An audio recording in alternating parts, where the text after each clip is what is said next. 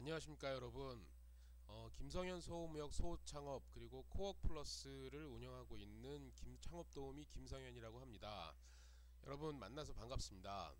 여러분들과 함께 지금부터 약 3, 4시간에 걸쳐서 중국과 일본 등 해외 소싱부터 이제 글로벌 소싱서부터 온라인 유통까지라는 제목으로 소무역 소창업에 관해서 한번 살펴보도록 하겠습니다. 지금까지 매월 1회에서 2회 정도 저희 서울 강서구에 있는 주식회사 코웍 플러스 강의실에서 글로벌 소싱부터 온라인 유통까지라는 주제로 여러분들과 계속 만나 뵙고 있었는데요. 많은 분들이 물리적 거리와 이제 시간적 제약 때문에 이제 참석을 못하시고 참석하고 싶어도 못하시는 분들을 이제 온라인상으로 만나 뵐 수 있게 돼서 기쁘게 생각합니다. 본 강의는 중국과 일본을 중심으로 소무역을 통해 창업을 준비하시고 있는 예비 창업자분들 뿐만 아니라 현재 사업을 영위하고 계시는 분들이 새로운 글로벌 무역을 통해서 보다 경쟁력 있는 소싱 루트를 좀 찾고 새로운 상품 소싱 혹은 또 가격 경쟁력을 가질 수 있도록 한번 쉽게 구성을 한번 해봤습니다. 무역과 온라인의 기초적인 지식이 없더라도 한 3, 4시간에 걸쳐서 이제 강의를 편안하게 들으시면 뭐 그냥 이어폰 꽂고 들으셔도 되고요. 그러니까 편하게 한번 듣다 보면은 전반적인 무역의 개념부터 이제 온라인 유통까지의 흐름을 초보자분들도 쉽게 이해할 수 있을 거라고 생각이 됩니다. 모쪼록 여러분의 사업에 도움이 되실 수 있기를 기원하면서 그럼 강의를 시작해 보도록 하겠습니다. 자, 여러분 소호라는 얘기를 많이 들어보셨을 겁니다. 첫째로 이제 여러분이 알고 계시는 소무역, 소창업의 이제 소란 말이 어떤 뜻인지에 대해 먼저 좀 알아보도록 하겠는데요. 아이고 죄송합니다. 이게 좀 자꾸 뒤로 넘어가서 네 처음이다 보니까 약간 실수가 있네요. 네, 그러면 소란 무슨 말이냐? 스몰 오피스, 홈 오피스란 단어 중에 머리 글자만 딴 겁니다. 즉 스몰의 S, 오피스의 O, 홈의 H 그리고 오피스의 다시 O를 합쳐놓은 단어입니다. 다시 말해서 상시 근로자가 5인 이하의 사업장을 영위하는 사업을 일컬어서 이제 소라고 말을 하는데요. 사전적 의미를 보면 제가 여기 써놨듯이 정보통신의 발달에 의한 물리적 거리와 공간적 제약이 작아짐에 따라 재택근무가 확산되고 사업장의 규모가 축소되는 현상이라고 나와 있는데요. 최근에는 주로 이제 인터넷 비즈니스 또는 전자상거래를 통해 무역, 컨설팅 등등 뭐 고부가 갖추면서 이제 지적 집적도가 높은 그러니까는 좀 머리를 많이 써야 되는 그런 분야의 사업을 일컫는데 최근에는 정보통신이 발달함에 따라서 그 종사자 수가 점점 증가하고 있는 추세입니다. 제가 이렇게 써놓고도 뭐 굉장히 어려운 말처럼 보이는데요.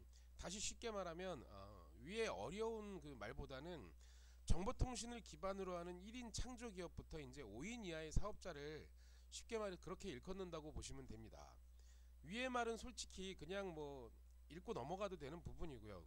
위에 소호에 관해서 소개드리는 진짜 이유는 뭐 다른 게 아니고요. 요새 중기청, 그러니까 중소기업청에서 운영하고 있는 창업 관련 정보를 얻을 수 있는 사이트를 하나 소개드리고자 이렇게 말씀을 드렸습니다. 혹시 여러분들 창업넷이라고 들어보셨나요? 네이버나 구글 등 이렇게 인터넷 검색을 하시면 인터넷 검색창에 창업넷이라고 치시면 나오는 사이트가 하나 있는데요. 중기청에서 운영하는 창업 사이트인데 여러분은 요즘 1인 창조기업 1인 창조기업이다 뉴스에서 보시면 1인 창조기업이다 뭐다 해서 이제 많이 들어보셨을 거라고 제가 생각이 됩니다. 2016년이죠 이제 벌써. 현재 오늘 아침에 제가 뉴스를 보는데 좀 전에도 이제 한번 정확하게 다시 한번 보기 위해서 신문을 한번 검색해봤더니 청년 실업률이 9%대로 이제 사상 최고치라고 하네요. 근데 이 청년 실업률이라는 게 이제 1시간짜리 아르바이트를 해도 취업이 되었다고 판단하고 내린 취업률이라고 하는데 실업률이라고 하는데 장난 아니죠. 1시간짜리가 취업이라고 할 수 있을지도 저도 잘 모르겠네요. 지금 대기업은 뭐 감원을 하는 추세이고 이제 앞으로도 인원을 늘릴 일은 지금 상황으로 봤을 때는 한동안은 없을 듯하고요. 그러다 보니까 이제 정부에서는 취업난을 해소하기 위한 방안으로 이제 창업을 권장하고 있다 보니 자연스럽게 이제 창업에 대한 지원책이 많이 쏟아지고 있습니다. 창업넷이라는 사이트에서는요, 창업 관련 정부 무상 교육이라든지 뭐 창업 경진 대회, 그리고 여러분들이 그 창업을 쉽게 할 수 있도록 저비용의 창업 공간도 제공하고 있고, 창업 자금이라든지 정책 지원 자금 등 그 많은 정보를 여러분이 이 창업넷이라는 사이트에서 얻을 수가 있는데, 뭐 중기청에서 운영하니까 100% 무료고요. 많은 정보를 얻으실 수가 있습니다. 그래서 제가 이번 이 소홀한 내용을 적어놓은 실질적인 목적은, 이런 정보 사이트에서 여러분이 많은 정보를 얻어서 창업하시는데 조금이나마 이제 도움이 되시고자 했으면 해서 제가 이런 카테고리 한번 요런 내용을 한번 만들어 봤습니다. 특히 여러분들이 이제 창업 경진 대회에서 입상을 하시게 되면 많게는 1억 원까지 이제 창업 자금을 지원해 주고 있는데요. 물론 여러분이 이제 생활비나 뭐 자동차 뭐 사시고 뭐 그 돈 받았다고 약주 드시고 하라고 이제 그 돈 주는 건 아니고요. 지원된 자금에 대해서 이제 정확하게 여러분들이 영수증 처리를 하셔서 이제 집행을 하시게 되면, 다시 말해서 이제 영수증 처리만 정확히 하시고 자금을 집행을 잘 하시면, 여러분들이 사업을 하는데 필요한 집기나 이제 급여, 그러니까 직원들을 고용하시면 직원들 급여라든가 마케팅 비용 등에 사용할 수 있으시는 그런 돈을 정부에서 지원을 해주고 있습니다. 다시 말해 이제 시쳇말로 저희끼리 말하자면 갚지 않아도 되는 돈입니다. 이런 지원 자금부터 해서 이제 뭐 초저리의 이제 그 창업 지원 자금 등도 정부 보증으로 이제 은행에서 대출을 해주고 있는데, 약 뭐 1.8%에서 2.2%대 이제 초저리로 이제 여러분들이 창업 자금 대출을 받아볼 수 있도록 정부에서 보증을 해주고 있습니다. 그런 것들에 대한 안내가 아주 잘 나와 있는 곳이 그 창업넷이라는 사이트입니다. 뿐만 아니라 이제 여러분들께서 또 제품을 개발하고 계신 분들도 계실 텐데, 해외 사업을 진행코자 하시면은 그런 박람회 같은 데도 참가하시고 하실 텐데, 그런 자금도 지원해주는 그 여러분들한테 이제 크게 도움이 될 만한 사이트입니다. 그래서 꼭 한번 참고해 보시길 바랍니다. 자, 그럼 이번 그 여러분들이 이번에 지금 진행하고 있는 강의의 내용을 한번 살펴보면, 그 제목은 아까 말씀드렸다시피 글로벌 소싱과 온라인 유통까지라고 해서 이제 3-4시간에 걸쳐서 하는 그 강의 내용이 어떤 내용을 진행할 것인지를 요번에 한번 알아보겠는데요. 자, 이제 여러분들이 무역을 기반으로 이제 온라인 유통을 해보고 싶은 분이라면 그림과 같은 일련의 과정이 반복돼야 될 겁니다. 지금 우측에 그 표가 하나 보이실 겁니다. 이 우측의 표를 보시면 첫 번째는 어떤 제품을 취급할 것인가에 대한 아이템 선정이 맨 상단에 나와 있고요. 물론 그 아이템을 선정할 때 우리는 국내에서 제품을 생산하거나 소싱하여 뭐 온라인 유통을 진행하는 것이 아니기 때문에 그것과는 조금 다르게 몇 가지를 더 여러분들이 고려해야 하는데, 그게 바로 이제 수입 인증과 이제 통관 절차입니다. 자세한 건 잠시 후에 다음 강의 시간에 일반적인 그 전반적인 흐름에 대해서, 수입 인증 절차에 대한 전반적인 흐름에 대해서 자세히 살펴보도록 하겠습니다.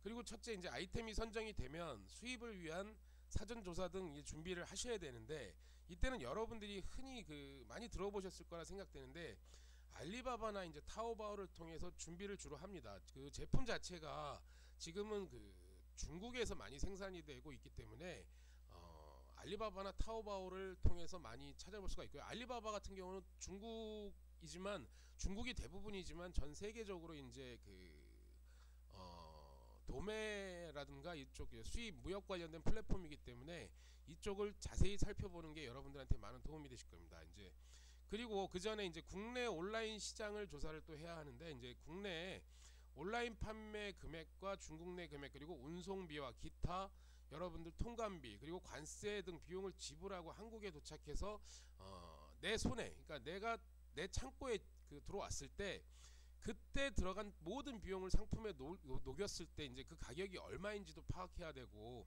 경쟁력이 있는지 판단해야 하고, 또 그 금액으로 소셜이나 전문몰 혹은 오픈마켓이나 폐쇄몰, 백화점몰, 이 모든 유통 채널을 통해서 유통을 했을 때 경쟁력이 있는지, 아니면 얼마나 또 팔릴지 예상도 하셔야 합니다. 이런 부분도 강의 중에 이제 후반부 강의 중에 나오니까 그때 다시 한번 사례를 통해서 집중적으로 한번 다뤄보도록 하겠습니다.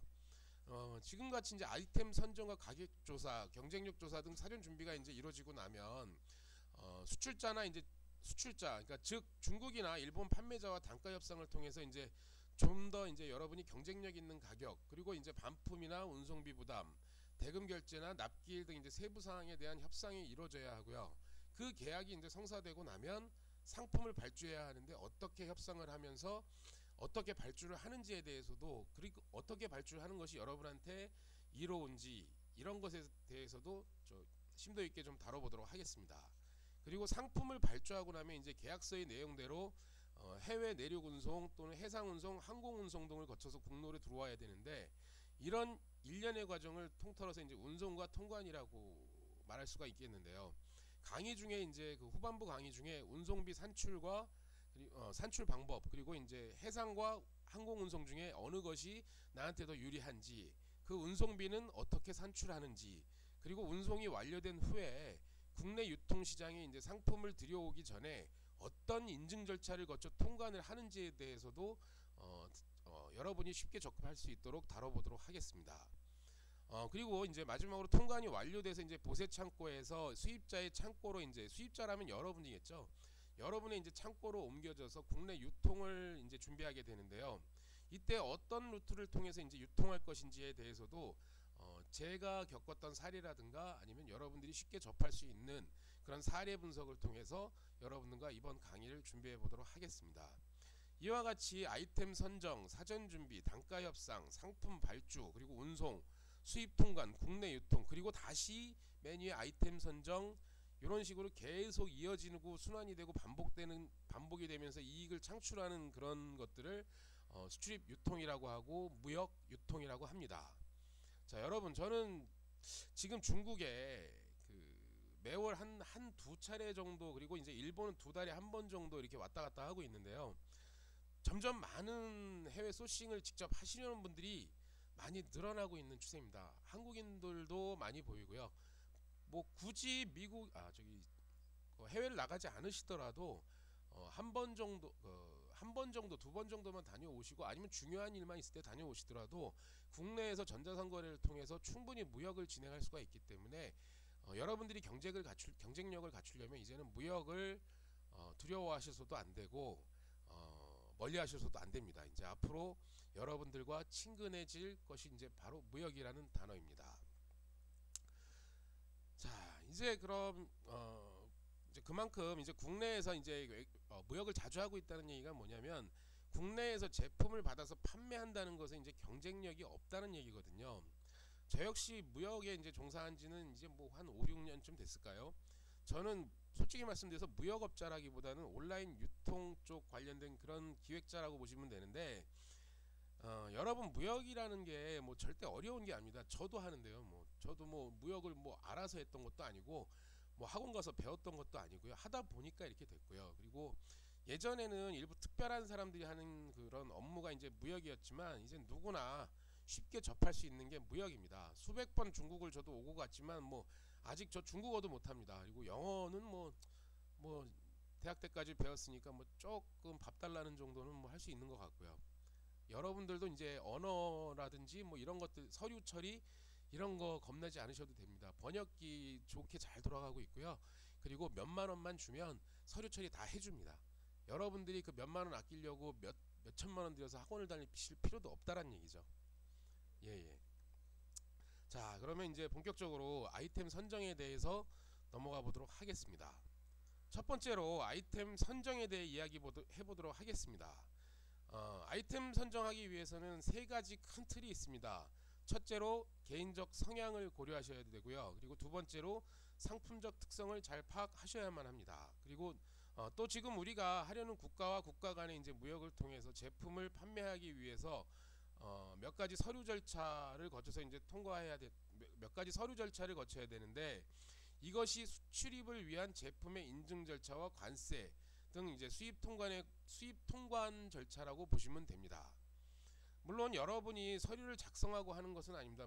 작성하실 수도 있지만 굳이 그렇게 노력을 하지 않으셔도 다른 쪽에 그 시간에 유통을 어떻게 할지에 더 신경을 쓰시는 게 더 좋을 것입니다. 이제 보통 여러분들이 작성을 안 하게 되면 앞으로 이제 관세사 아니면 포워더라고 하는 사람들이 해결을 해주는데, 관세사에 대해서는 여러분들도 이제 많이 들어보셨을 겁니다. 하지만 포워더는 많이 들어보시지 못하셨을 단어인데, 포워더는 이제 앞으로 우리하고 많이 접하게 되는 아주 친밀한 단어가 되겠고요. 뭐 하는 사람들이냐면 해외에서 이제 국내로 운송, 그러니까 실제로 얘기하면 국가 간 택배해 주신다고 보시면 돼요. 택배하고는 조금 다른 개념이고, 택배는 도어 투 도어고요. 지금 운송 포워더 같은 경우는 그 창고에서 한국 내 창고까지라고 보시면 됩니다.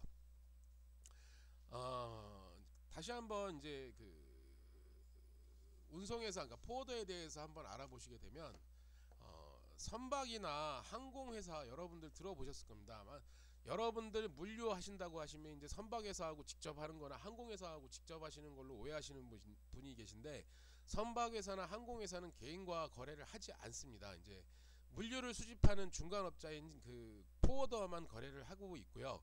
이 포워더와 저희가 거래를 해서 이 포워더가 저희 수입업자들한테 이제 물류를 모아서 한 번에 모아서 이제 그 선사하고 계약을 하게 됩니다. 여러분이 이제 선사에 직접 찾아간다고 해도 선사는 여러분과 이제 거래를 하지 않으니까요. 직접 찾아가는 수고는 하지 않길 바랍니다. 수입 통관에 대해서도 이제 심도 있게 한번 파악하시고 아이템을 선정하셔야 후에 낭패 보시는 일이 아마 없으실 겁니다. 그래서 이 세 가지 큰 틀이 있고요. 이 세 가지 큰 틀에서 이제 먼저 개인적 성향에 대해서 한번 알아보도록 하겠습니다. 좌측에 보시면 5개의 박스가 이제 네모 박스가 보이실 텐데요.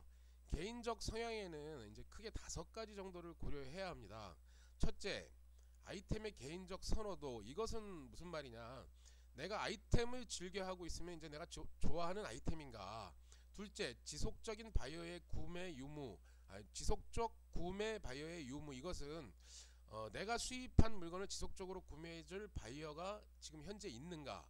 셋째, 현재 트렌드를 이해하고 있으며 앞으로도 지속적으로 이 트렌드를 내가 이해할 수 있겠는가? 그리고 넷째, 아이템의 전문 지식을 내가 가지고 있거나 그럴 수 있는지에 대해서 고려하셔야 됩니다. 개개인의 투자금의 한계, 이 마지막에 이거는 개인의 투자금의 한계는 뭐 다 사람마다 다른 거기 때문에 이것도 개인적 성향으로 제가 넣었지만, 이거는 뭐 여러분들이 크게 고려해야 될 사항은 아니지만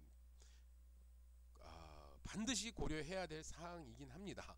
무슨 말인지 저도 지금 좀 헷갈린데 여러분들이 무슨 말인지 아마 알아들으셨을 거라 생각이 되고요. 그러면 자, 여러분들 중에는 이 중에 이 5개 중에서 어떤 게 가장 중요하다고 생각하십니까? 글쎄요, 저는 어느 거 하나 이제 중요하지 않은 게 없다고 보는데요. 이제 전부 다 필수 요소인 거죠. 아이템의 이제 개인적인 성향 요소들을 다 갖추고 있다면, 개인적 성향 요소들, 이 5가지 요소들을 다 갖추고 있다면 성공 확률은 제가 봤을 때 80% 이상 되지 않을까 싶습니다. 근데 그게 이제 좀 많은 분들이 저걸 다 갖추고 있지는 못하죠. 근데 그럼 저 중에서 여러분들 봤을 때 제일 중요한 게 뭐라고 생각되십니까? 예를 들어서 이제 생계를 위해서 청바지 가게에서 이제 일하는 사람이 한 명 있습니다. 이제 이 사람의 관심은 청바지에는 솔직히 크게 관심이 없고요. 그저 생계를 위해서만 일하고 있습니다. 자, 이 사람은 하루에도 수많은 사람들을 만나면서 이제 청바지를 판매하고 있었을 텐데요. 그러다 보면 그 부츠컷이라고 하죠. 나팔 방지 형태가 이제 잘 나가고 있는지, 아니면 뭐 스키니 형태가 잘 나가는지, 뭐 미디가 짧은 청바지가 잘 나가는지, 아니면 색상이 뭐 진한 게 잘 나가는지, 연한 게 잘 나가는지, 아니면 뭐 예전에 저희 어렸을 때 입던 무슨 스노우진 형태가 잘 나가는지, 뭐 이런 것들 뭐를 형태를 뭐 자주 보다 보면 트렌드를 이해할 수 있을 거예요, 이 사람도.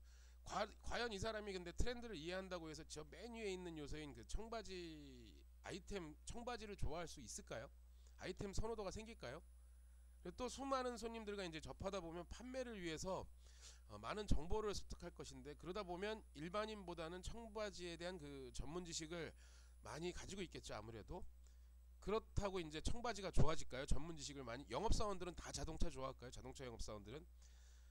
또 또 가게에서 이제 도매로 상품을 꾸준히 가져가는 사람들하고 이제 계속적으로 이제 마주치다 보면은 지속적 구매 바이어를 이 사람도 알고 있지 않을까요?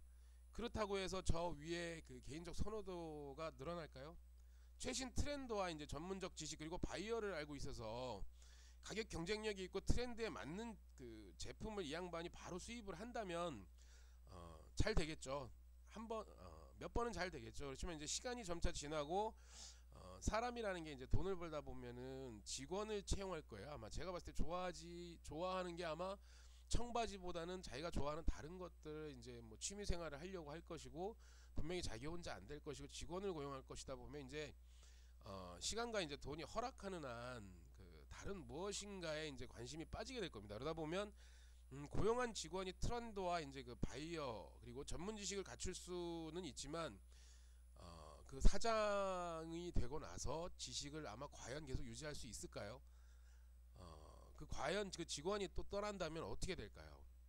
하지만 그 반대로 이제 자신이 좋아하는 것 청바지를 좋아했다면 지속적으로 관심을 가지고 보았을 거고 재미있게 이제 일을 하다 보면 더 많은 개인적 성향 요소에 대한 많은 지식을 그 두터운 그 요소들을 쌓아가지 않았을까 싶습니다.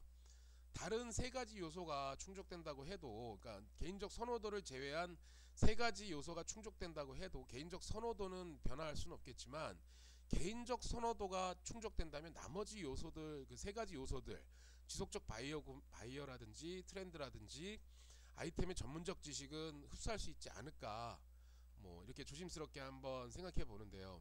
다시 한번 말해서 뭐 청바지란 아이템을 좋아하면 청바지의 가게에 굳이 일하지 않더라도 잡지나 인터넷을 찾아보면서 트렌드를 알 수 있고 또 이제 뭐 어느 곳에서 자기가 이제 좋아하는 그 바지를 보다 보면 어디서 싸게 구할 수 있는지 자기가 더 찾게 될 것이고요. 좋은 옷을 파는지 알아보다 보면 바이어를 만날 가능성이 더 크죠. 아무래도 그런 사람들이 모이는 곳에 가다 보면 구하는 사람들도 있을 거고 그러다 보면 정보를 얻을 거고 그렇지 않을까 싶습니다. 그러다 보면 이제 아이템의 전문 지식을 더욱 쌓아가지 않을까. 그래서 이제 저는 제일 중요하다고 보는 게 이 아이템의 개인적 선호도가 나머지 세 가지 네 가지의 그 모든 것들을 포괄할 수 있지 않을까 그런 생각을 해봅니다. 이제 제가 지금 국민대 그 창업대학원에서 그 석사과정 마지막 논문 학기만 남겨두고 있습니다. 제가 전공이 이제 창업 보육하고 창업 그 투자 쪽인데 보육 투자 쪽인데 교수님들하고 이런 그 창업 관련 전문가들하고 이제 가끔 만나서 이제 이야기를 하긴 하는데요. 이 중에 가끔 화두가 되는 게 이제 아이템 선정에 대해서 어떻게 우리가 그 어드바이스를 하는 게 좋겠는가 이런 얘기들을 많이 하는데 결론은 그래도 이제 자기가 좋아하는 일을 하면 꼭 성공하리라는 보장은 없지만 그래도 롱런 할 수 있고 그러다 보면 성공할 확률이 조금 더 높아지지 않겠냐라는 결론으로 이어집니다. 자, 그럼 개인적 선호도에 대해서 한 예를 한번 들어보겠습니다. 혹시 그 여러분 자동차 다이캐스팅 제품이라고 들어보셨나요? 자동차를 1:18로 이제 정밀하게 축소해서 제작한 정밀 모형인데요. 저희 그 집에 아들이 하나가 지금 중학교 1학년입니다. 초등학교 때부터 이제 자동차를 좋아해서 차 이름을 다 외우고 뭐 차 뭐 가격대부터 성능 뭐 이렇게 뒤에 그 램프 보면은 무슨 차인지 다 줄줄이 외우고 다녔는데요. 이 녀석이 이제 아빠가 무역하고 이제 온라인 유통을 하다 보니까 자연스럽게 초등학교 때부터 타오바오를 검색을 하더라고요. 그러더니 어느 날인가 그 아들 녀석이 중국 출장 갈 때 이제 그 다이캐스팅 제품을 하나 구해달라고 타오바오 사이트에서 싸게 파니까 좀 구해달라고 얘기를 하더라고요. 그래서 쭉 한번 봤더니 180위에니까 아마 한국 돈으로 한 3만원, 35,000원 그때 환율로 했을 때요.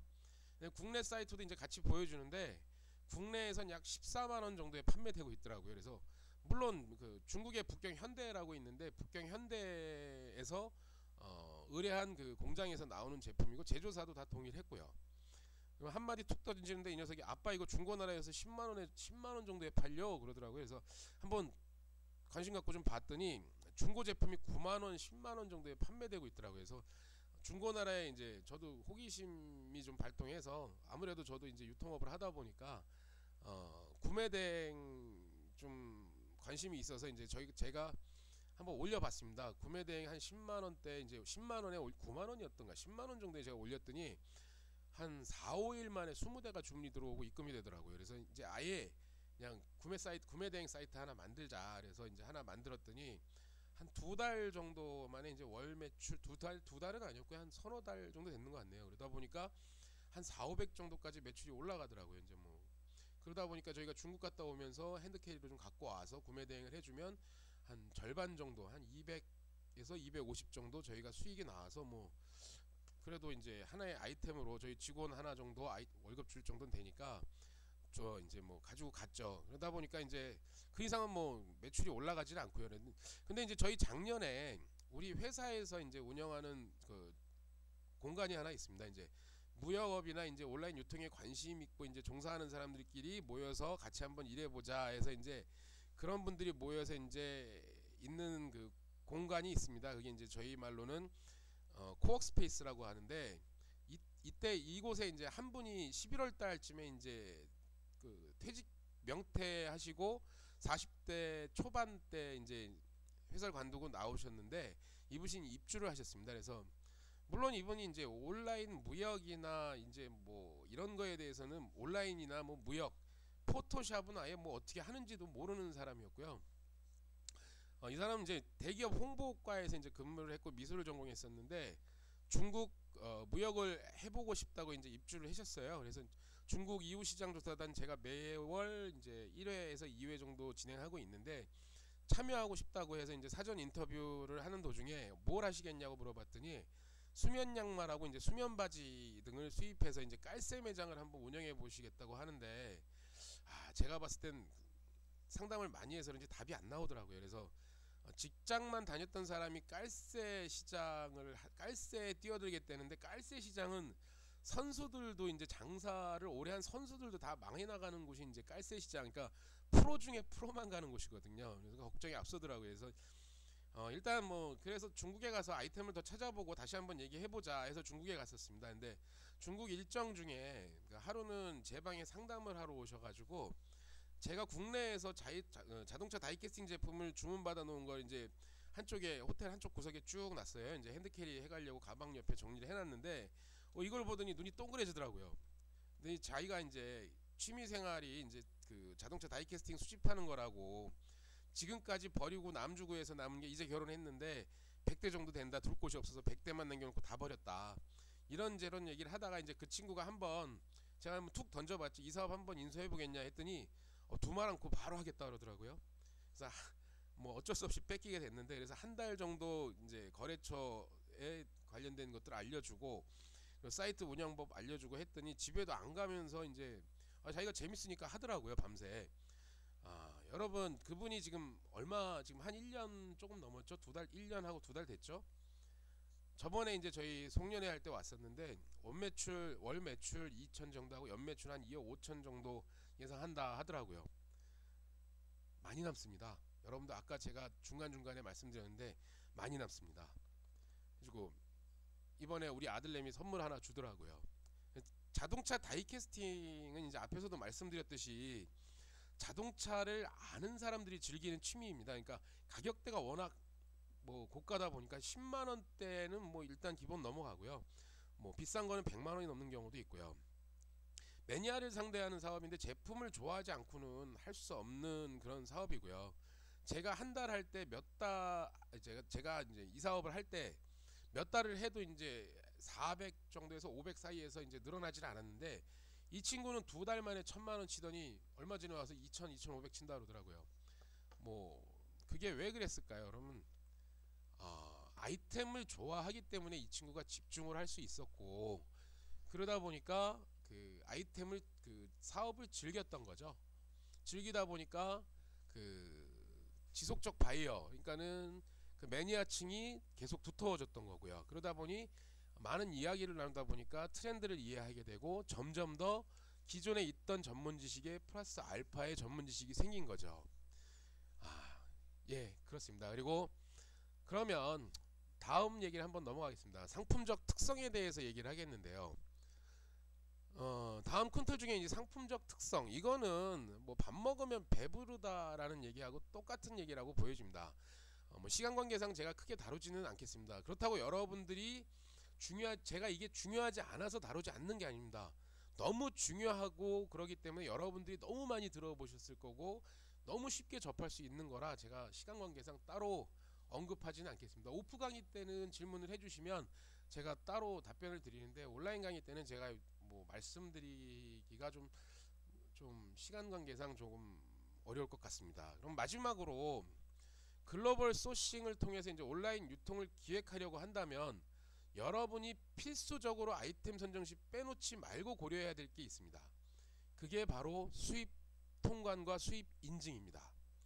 이 부분들은 여러분들이 개인적 선호도 다음으로 심도 있게 아이템 선정에서 다뤄야 하는 부분입니다. 그러면 한 예를 들어서 설명해 보겠습니다. 여러분이 좋아하는 아이템 하나를 발견했습니다. 그게 바로 여러분들이 좋아하고 있는 아이템 중에 하나가 제과 제빵이었습니다. 그래서 제과 제빵 기계에 너무 관심이 많았어요. 그래서 그 그림에서 보이는 그 그림과 같이 이제 믹서기를 여러분이 수입을 하려고 하는데 여러분이 가진 자금이 1,000만원입니다. 근데 이 제품이 수입하는 단가가 2만원입니다.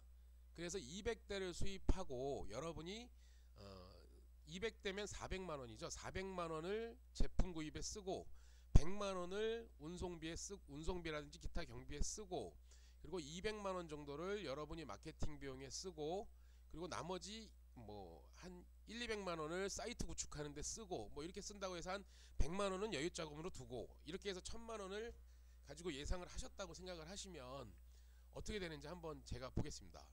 자, 일단 여러분이 400만원이라는 제품값하고 100만원이라는 운송비를 가지고 국내에 들여왔습니다. 들여와서 보세 창고에 있는데 찾아가려고 하다 보니 전화가 온 거예요. 자, 이 제품은 국내에 먹거리를 갈아버리는 그런 제품이고 하다 보니 안전한지 안 한지 몸에 유해한지 유해하지 않은지 검사를 거쳐야 우리가 통관을 시켜주겠습니다.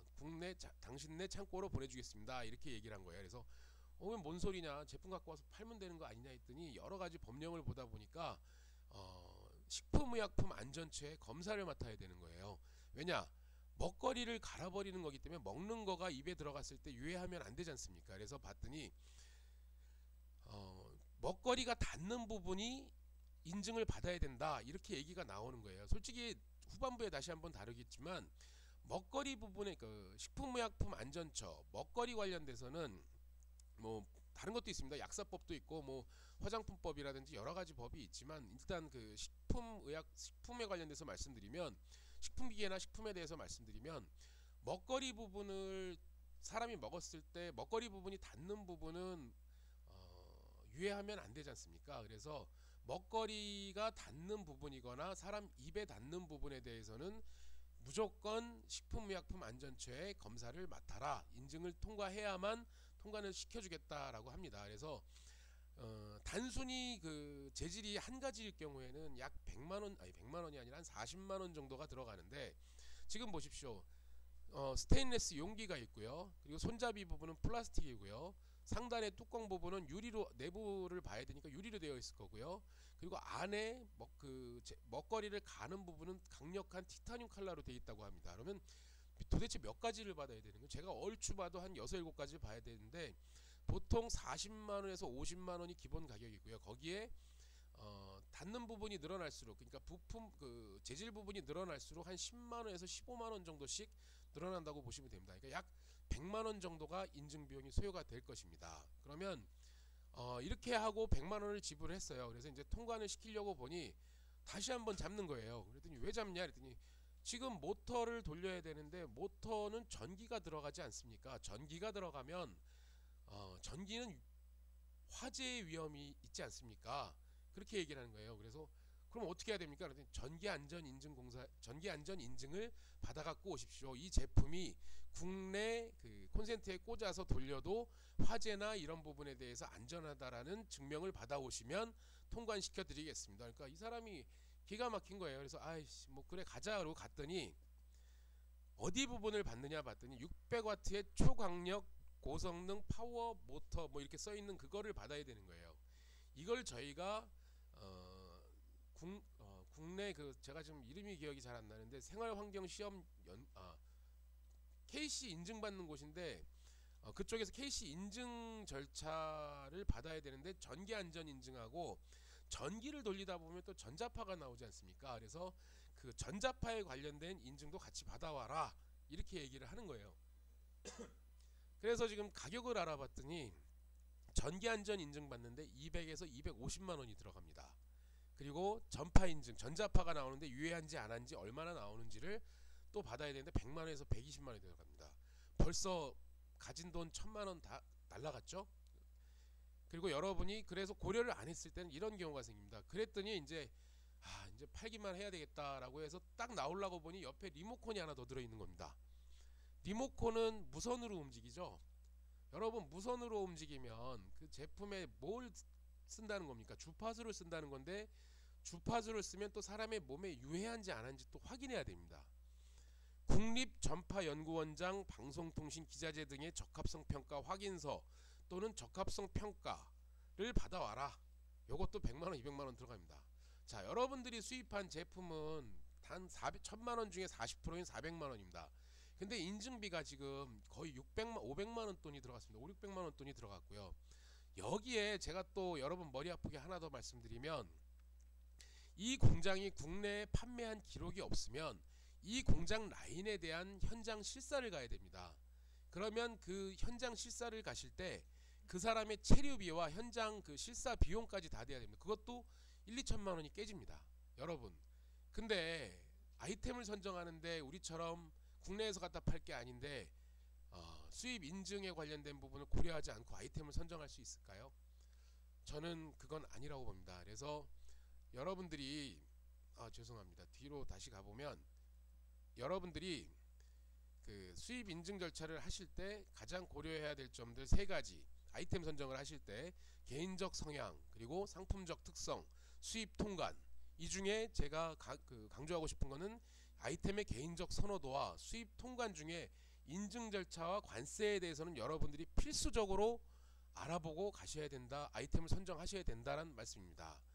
여기까지 1강에 대해서 말씀드렸고요. 2강은 저희가 준비되는 대로 또 말씀드리겠고 오프 강의 때는 질문을 제가 받아서 이렇게 답변해 드릴 수가 있는데 온라인 강의 때는 제가 질문을 받을 수가 없어서 좀 답답한 면이 있습니다. 여러분도 혹시 게시판이나 이메일로 문의 주시면 제가 성의껏 답변 드리도록 하겠습니다.